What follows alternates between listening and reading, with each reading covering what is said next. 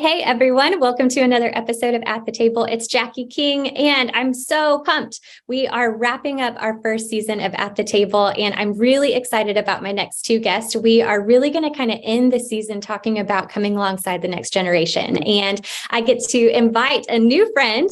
This is our first time connecting, but I can already tell that there's a lot of kindred heart and mission and passion between the two of us. And so welcome, Lisette, to At the Table. Thank you so much for joining me today. Thanks so much for having me. So fun. Yes. So a little bit of a transition for you. And you are recently now in LA.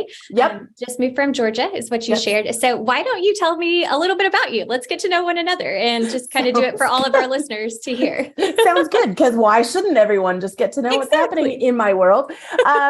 So I am this Dutch Canadian who ended up in the US. It's a pretty funny story. We don't need to go into all of that, but we've been in the US for the last 12 years, which is fun. My husband and we have two kids. And we were in Georgia for just the last couple of years. And now we're back in the LA area. We've been West Coast our whole life, from Canada, like Western Canada to the Western US. So we're here, but I've been in ministry this whole time.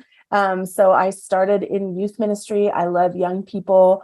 And still feel like that's my favorite thing to do is to hang out with teenagers, even though my two have become adults. So I can't call them that anymore. But it's just what I've been about this whole time. So this is a fun conversation to have.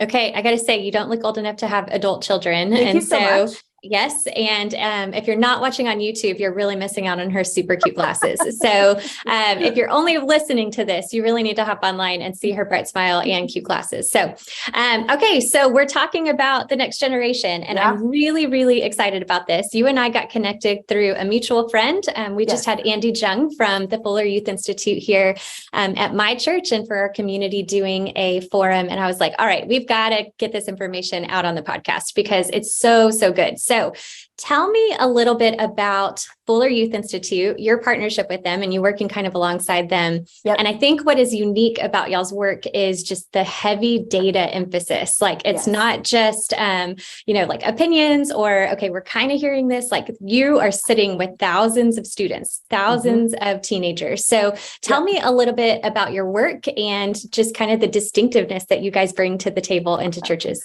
Love it. Such a good question. So I knew about Fuller Youth Institute just as a youth pastor. So I remember reading books and being like, who are these really smart people that are helping me be better at the work I do? And then once I moved to Southern California and learned that the Fuller Youth Institute was around the corner, I was like, how do I get to be friends with people over there? Because they're really smart and they're really thoughtful, but they care about what we care about. And so even as a parent, I've read a lot of the resources because for me, in both spheres, as a mom and as a pastor, I was like, gosh, you're doing something that we need to know about. And so Fuller Youth Institute is connected to Fuller Theological Seminary. They are a research institute at foundationally. And so it is like you just said, Jackie, they're looking at thousands and thousands of people, of young people, of leaders, of parents, and trying to say, how do we help faith matter more to the next generation? How do we help faith stick? And what we know is that, unfortunately, our stats aren't too great on that in the church in North America. And so I love the work that FYI, as we call it, has been doing for many, many years, but not just to say, here's what's not working, but to actually say, here is what is working. Here are the things that turn the tide. And so, it's a pretty unique space to be in. Okay, so can you maybe, and you may not have these statistics off the top of your head, but I would love for you even just to share. So you mentioned, and I know Barna, I know y'all, I mean, all of the research really coming out of Gen Z is that I think Andy put it to where we are graduating kids out of church. So they go through our student ministries and then they disengage from the church. And then honestly, right now, we're not even seeing them come back. So are there some statistics that you may have just kind of off the top of your head that really stand out that's really kind of pointing to what we're really trying to come alongside? Yeah, absolutely. I mean, the reality is the statistics that we're seeing, the more positive ones are saying 50% are holding. Wow. 1 and 2. Yeah. And that's kind of on the hopeful side of it. I think there are statistics we have seen that have showed significantly less. I was part of some research that we saw coming out of Canada that was showing 17% Wow. coming out of high school, connected to faith, unless some significant things happened on the other side. And so that is true. And so the project that I'm specifically connected to that is kind of came out of Fuller Youth Institute. So we all kind of work in the same zone. It's called 10 by 10. And it's about helping faith matter more to 10 million teenagers over the next 10 years, because statistically, we are seeing 1 million teenagers are walking away from their faith every year. Wow. Okay. 1 million. Yeah. Can you give some contributors to why that is? Can you give just some staples as to this is what they're saying, at least of why they're moving away? Yeah. I mean, there's a lot of different factors. I think one is we've gotten to be really, really busy as a society. And even our churches, I would say we've gotten pretty quick to do good programming, but I'm not sure that has equated into discipleship. Right. And I would never want to say, gosh, I was a hardworking youth pastor, right? I never intentionally was not trying to think about discipling students, but the amount of work we do to keep program going, to keep Sunday going, sometimes it becomes about what we can execute for a lot, as opposed to thinking about discipleship for the one. Yeah. I would say we really lost a partnership with the family. I think we have seen over the last 40 years, kind of a sense that as parents, our job is to get our kids to the experts. And so we would do that when it comes to school, right? We take them to school. If they need help, we get them a tutor. When it comes to sports, when it comes to arts, we're always going to get them to the next coach, to the next person, because somehow we lost a sense that as parents, our job actually can be to help our kids in those things. And when it comes to faith, I think we've done the same thing, right? We've taken our kids to church and hoped that the church would disciple our kids. But what about as parents? What does it look like for us to disciple our kids? But when I talk to parents, it's not that they don't want to, it's just a sense that they don't know how. Right. Yeah. And so I think it's just been a combination of a lot of things. It's where has church sat as far as a priority in our family lives, like in the lives of young people and families? Where does discipleship, so there's been a lot of things. Yeah. And I really appreciate how it's not just one thing. And I think it's easy for us, especially as ministry leaders or as church leaders, or we can maybe hone in on this one thing and be like, well, if we just had a better youth program, or if our parents would just bring our kids to church, and it really is this layered approach. Like there's so much that really needs to envelop and kind of wrap around our students. That busyness piece, I think, is one of the things that I see most, even in our own life and in our own family, of trying to weigh out what is priority and how do we really disciple our kids and make this something that isn't just a chore or isn't just something that you have to go to. So, I mean, those are conversations that we're having not only in my own house, but also in our church and our community, those kind of things. So I think it's good for us to kind of go back and say, okay, holistically, how are our kids doing? Holistically, how are we approaching this with church and family? So I love that encouragement. So you mentioned the 10 by 10. So let's kind of shift a little bit. Tell me about this new movement, this new emphasis that you're really trying to kind of rally people around. What is it? Yeah.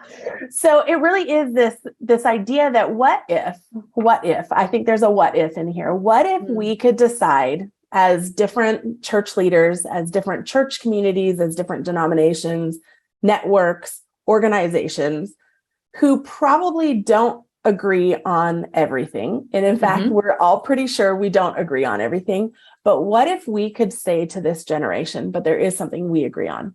We agree on Jesus. We agree on you. And we believe that faith could matter more to you, because I think we're watching a generation see all the things that we're willing to disagree about. But I don't know that they're often hearing what we really agree about. And if we could show them, gosh, we do agree that God loves you. We believe in the church and we believe in you. And what if those things could come together? And so there's some neat things that have happened in some other spheres of Christian growth. I don't know the exact stats on this, so it's dangerous when I say we're connected to a research institute and then I don't have the correct statistics. But there was a whole movement of Bible translation organizations that got together. And instead of them all working separately, they came together and they said, what if we work together? Could we get more done? And so they have said that at this point, based on the work that all of these organizations have done coming together, we will have scripture in every language by 2033. which is Wow. wild. And the Yeah. trajectory was so much further before everyone started working together. And so as we've looked at the trends and we've seen that there's 1 million young people walking away from their faith every year, as we look at all the research, and honestly, this is the most biblical model you'll ever hear. It's the thing that's the most effective for a kid to have faith that lasts a lifetime is relational discipleship, radically focused on Jesus, right? And we know from scripture, that's the way Jesus did things. But, you know, we've gotten pretty busy and our churches have gotten big and programs have gotten big. That where does that piece come in? And so we've just said to a bunch of different organizations, what if we could work together and we could just turn up the dial on relational discipleship and radically focused on Jesus, and we could help any adult that's invested in the life of a kid, help them feel like they were more equipped to do that. Could we turn the tide? Yeah. Okay. So I think just kind of perusing off of the 10 by 10 website, which we will definitely like link in the show notes so that all of y'all can kind of go to it. But I think, was it 6 or 7 kind of core values or steps? 7. Okay. Andy had 6 in the I'm sure growing young. So yes, you've got to add it. Growing young too. I work with growing young too. So, you know. Okay. I was trying to think through. I was like, is it 6 or 7? So 7. Okay. I don't want to give all of them because I want people to partner with you guys and get to your training and those kind of things. But let's maybe pick like 2 or 3 out of those practical steps. Like, what are some of the things that you're seeing young people really, you're talking about relational discipleship, which I think we would all say, yes, absolutely. We can do that. And then Sunday morning, we're in the sanctuary or we're at our church lobby, you know, and we're watching teenagers walk by us and we're stuck. We don't know what to do. We don't know how do you even begin that relational side of things? So let's kind of talk through just practically, what does it look like to come alongside? How do you begin that relationship? Maybe share with us just some practical steps, but not all of them, because goodness, there's so much goodness. There's so much. Yeah. Well, and I feel like this might be when I do the collision of our friend Andy Jung, who you had talking about growing young, which is incredible. And maybe 10 by 10, I'll just do a collision course here for a moment. Love it. I think one of the things that's beautiful about growing young, and I think it's a great book for any church leader to read, because that research all came out of this idea of what are churches that are actually growing young, in the sense of they have younger people that are coming and are staying, because in America, the majority of churches are aging, right? And so the research was, where is this turning? And I think one of the biggest things they saw was empathy, and just this ability to actually look at somebody else and hear their story and go, gosh, I wonder what that's like for you. And I think so often as parents, as leaders, you look at teenagers and you're like, it was hard when I was a teenager too. You'll be fine, right? Or I remember when, and it quickly becomes about us reminiscing over things we've experienced or trying to diminish what it feels like for a kid today. But quite honestly, the world is different today. Yeah. We didn't have cell phones. We didn't have the internet. The world has shifted radically. And specifically, when you think about the last 3 years, gosh, what that has done and what young people have experienced and thought about, the anxiety that we're seeing, all those things are really, really significant. So I think empathy is such a good starting point. And we talk about listening a lot. It's hard because we usually have opinions and thoughts, but it's amazing when you can look at a kid and say, gosh, I'd love to know how your day was. And you might not get a lot, but there's 3 little words we talk about all the time, which is just to say, tell me more. And to just keep asking and to see what you might glean from a kid and to learn about what's going on in their world. I think one of the other things is there's another piece of research that just came out in the form of a book. Not that I'm trying to plug a bunch of books, but they're just good. I value them. So, but a new resource that just came out at FYI was called The 3 Big Questions. And we talk about this a lot in 10 by 10. There are 3 questions that every teenager is asking. And they're, who am I? Where do I belong? And how do I make a difference in the world? Now, to be fair, I think we're all asking those questions. And so I remember when I first heard it, I said to Dr. Kara Powell, who's the executive director of Fuller Youth Institute, I was like, now, are you not still asking these? Because I sure still. I know. How do I get to that point to where this is settled? And she's like, no, for sure. We are all always asking these. But for us, it's probably just on a low simmer. Those questions always exist. But for a young person, those feel like they're on high heat all the time. Mm-hmm. And when you start to realize that those are the three things that almost circulate in every conversation you're ever having with a young person, you start to realize like, oh, what they're looking for is, how do I understand who I am? How do I understand that I fit somewhere? How do I understand that I'm about something, or am I worth anything? Do I have something to offer the world? And I think when you start thinking about those three things being so circular for young people, it helps us know how to engage them and hear what they're asking. Yeah. Gosh. Okay. So I actually read the 3 big questions. Oh, great. And I just ordered the devotional, the 60-day devotional. Oh, awesome. And so our oldest is 14 and he just got it in the mail on Monday. And so he's been doing it each morning. And so it's fun. I asked him, I was like, okay, so what do you think? You know, because he's done other kind of devotions and stuff. And he's like, I really like it because there's stories and then it's asking questions around those stories. And so again, I think there is something just so unique. You know, we did student ministry and then we're in millennial ministry and now, you know, leading in our church. And I think what is so unique about y'all's approach is being able to really connect those kids' voices and those teenagers' voices and stories to those questions. And then y'all do such a beautiful job of, even in that book, the 3 big questions, being able to say, all right, this is how Jesus answers that for you. This is how Jesus is the answer to that longing. And so there are also just these really great practical like conversation starters that y'all give, which I think is so helpful for any adult, because I know for me, whether it's me talking to my son or talking to our college students or even girls in our student ministry, and I just start to be like, okay, well, great. How are you? And, you know, like we just start to get so insecure and just like, I'm so stupid, or I'm not cool enough, or, you know, like we just start to flood all of those insecurities. And the ironic thing is that they're wanting relationship just as we do. And so it's such an easy way to be able to get that resource and just say, okay, these are questions that I can ask around belonging and people, and how do you feel safe, or who are people around you that you feel you can go to if you feel like you can't come to me. I mean, there were so many questions that I've been able to implement, not only in my own parenting, but then in my leadership as well, that have been super, super helpful. And I want to go back to that empathy piece, because I think this is actual data. I want to make sure that I'm not like making it up, but I think I read or heard that this generation is like more spiritually seeking. Is that correct? That is absolutely correct. Okay. And so how much more do we need for us to be able to say they're seeking for something? You know, like, yes, they're open and they're trying like all kinds of different things.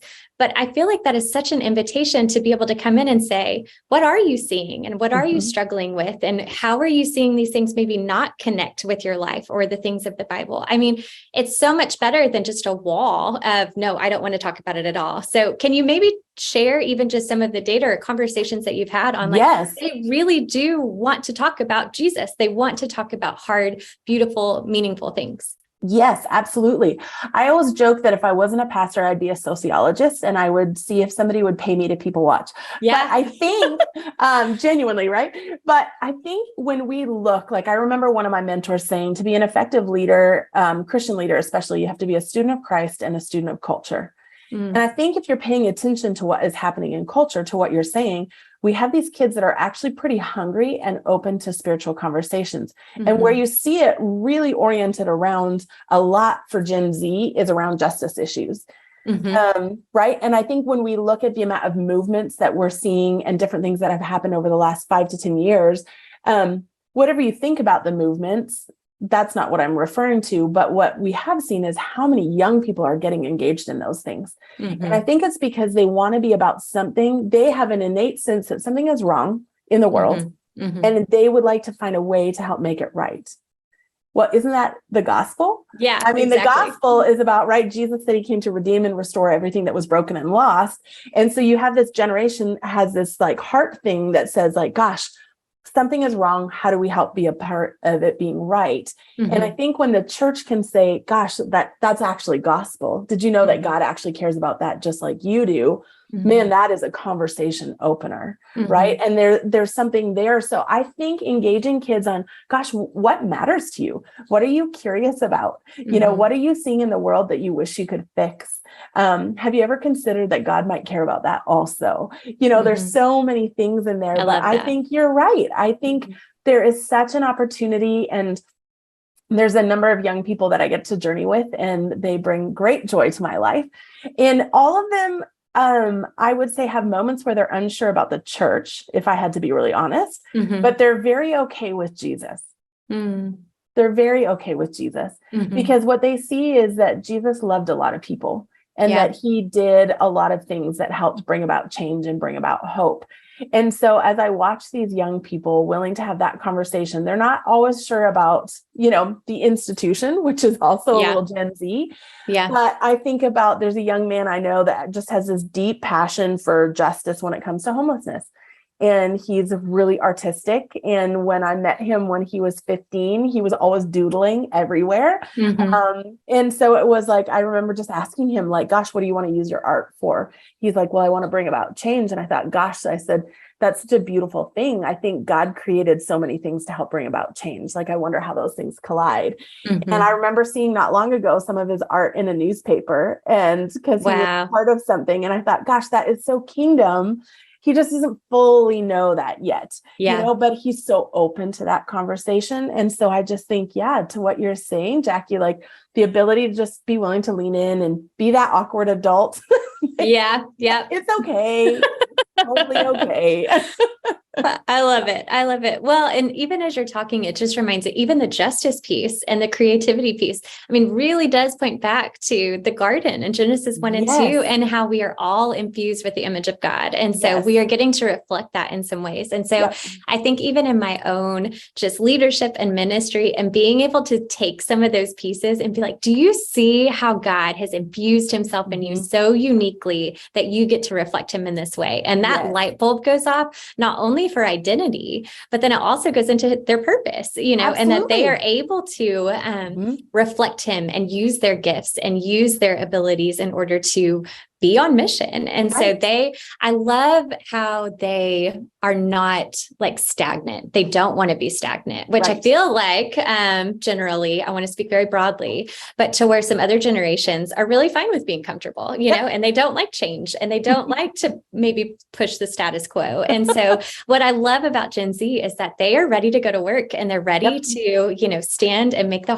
hard decisions sometimes, So let's maybe go here. And then I've got one other question for you as we're kind of like going on little time. But so kindly, graciously, I think churches maybe are not making adjustments, or maybe looking at the whole scope of who all are we trying to reach? It's really easy to get stuck in, well, this is how we've always done it. It's really easy to be in places to where maybe we're looking at different generations because they fit the bill.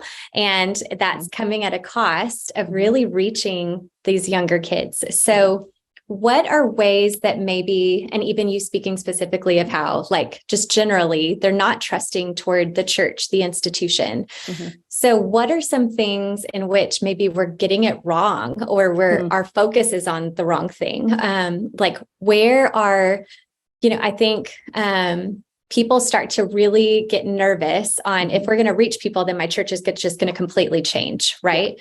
So maybe how would you kind of speak to maybe just some things that we're maybe needing to just have challenged a bit? I don't know. I know that's kind of a hard question. Where are you going to go? I'm interested in what you're going to say. I know. I'm interested in what I'm going to say too. No, I think what comes to mind is I've heard that, right? So often. And I've sat in the board meetings when things feel very frustrating to some people, whereas, we just got to think about whatever. But I think the image that comes to mind so often is the church as a family.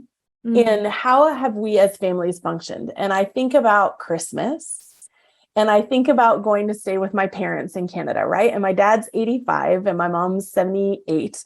And then it's my 2 young adult kids. And then it's my husband and I, and then whoever else is showing up whenever else they're showing up.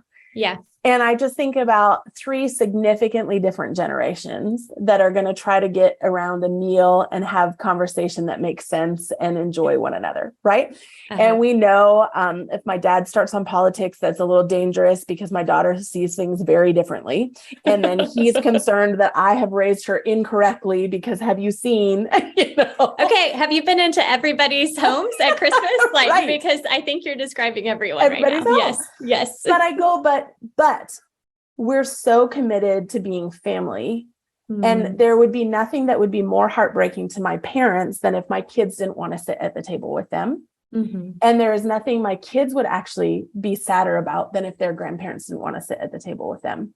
Because as much as my kids might see the world very differently than my parents do, my kids adore their grandparents and value so much that relationship because it's part of what helps them see the world, And I just think sometimes we get, because churches, there's more than just 6 or 8 or 20 of us around a table. There can be hundreds of us.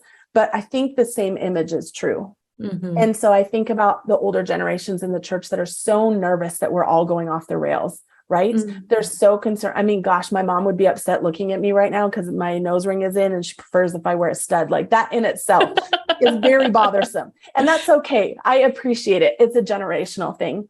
And yet the fact that we're all trying to find Jesus in the midst of it and seek to serve him is a thing that we can rally around. And so it's trying to figure out, how do we help the table be such that we're willing to hear one another and that we remember, right? It's okay that you have the toddler at the table that's not going to eat the way they're supposed to, and they're going to throw food, and yet you adore them. You're so glad because it's signs of life. And I think the older generation still wants to see these signs of life in church. They just need to be reminded that it might not go the way they thought it was going to go. Yeah. And so Well, and I think it's important for everybody, no matter where you are on the spectrum. I think it's helpful to know you need all of those things in order to make the other better. And so it isn't church at the expense of one generation or the other. It really is the beauty of the church. And exactly, I like coming around what Jesus died for, what Jesus is for and his bride across diversity, across ethnicity, gender, all of the things. And we are united together in the mission of God. And so I think that's a beautiful picture and so practical because we've all been there and we're all in families that are very different and that all have different, traditions or, viewpoints and those kind of things. And there is nothing better than food and loud laughter as a family. And so I think us keeping that imagery and that goal, even for all of us to be able to minister and love one another as we worship together. So, okay, I want to end with this because this is one of my favorite things to do. I want to brag on Gen Z. Like, I would love to hear just what you're excited about with them. You are on the ground, you've got all the data, you're working with churches and those kind of things. Like, I want to celebrate who God made them to be and how God is using them in incredible ways. So maybe kind of end with a personal story or just what you're excited about as you do look at the research, but you're not discouraged. Like, you're excited about what God is doing. I am not discouraged. I think there was a great research project that came out, an organization we're connected with called Springtide that is called The Great Opportunity. And I thought, gosh, that's what I want to hear about. Because I think so often we get a lot of fear conversation around what's not working, what's scary. And so I love that you're asking this. I'm excited because I see this justice heart. I see this thing in this generation that says, how do we help make things right? And I believe that is a God thing. And so I think when we can capture that with Jesus at the center, I think they're unstoppable. I think they are really thoughtful and mindful of education, of finances. Like, it's really funny. There's a whole thing about how this Gen Z is really passionate about thrift stores, but not because it's like the fun, cool thing that we might have used to do in high school. It's actually because they think it's like fiscally responsible. And I love that. And so I just kind of go like, okay, so they care about like how money is going to be like stewardship. That might be a kingdom value as well. They're incredibly relational. So there's this sense of just community that is connected to Gen Z that I love. They love relationship. And I think that's a beautiful thing. Again, I think that's a kingdom thing. And I think there's an openness to learn. And, we bash millennials a lot. And so I'll try not to, but I think there was a bit of a, like, I think we know how to do this. Whereas Gen Z, I think, is saying, we're not sure, but we would love Mm-hmm. to learn. Mm-hmm. And I think just that posture just opens the doors for something beautiful. So I think about, there's a young lady that I've gotten to walk with for years. Her name is Malia. She's one of the brightest, sharpest, like just this great kid who's had such a tough journey. Her life has not been easy. And yet somehow in the midst of it, and I credit her mom so much, but it was just this continual, like, I wonder if God is in this, and is there a God in the midst of this? And I've just watched her on this beautiful journey. But it's never turned into like, as I've received the hope of Jesus, I now get to be what I want to be. It is, as I've received the hope of Jesus, I will pass it on to others. And so I watch the way she's loving now younger kids and serving younger kids and active in her community. I think about a young girl I know named Casey, who's got this justice thing in her. And by the time she hit high school already, she had started a whole justice club at her high school out of her own initiative, nobody else. She loves Jesus. She loves justice. So she was like, let's get after it. Right. And I think about even my own kids. My daughter just graduated from university in the last spring, but her choice this year was to go work in a house of hospitality to serve people experiencing homelessness and just elderly people that are lonely in her community. And that was her choice, right? And I just go, man, there's something in Gen Z that gives me such hope. Yeah, I agree. Yeah. And I want to backpack off of this because I agree. I think there's so much that they are doing. And honestly, I feel like, so I'm a millennial, so I will speak as a millennial.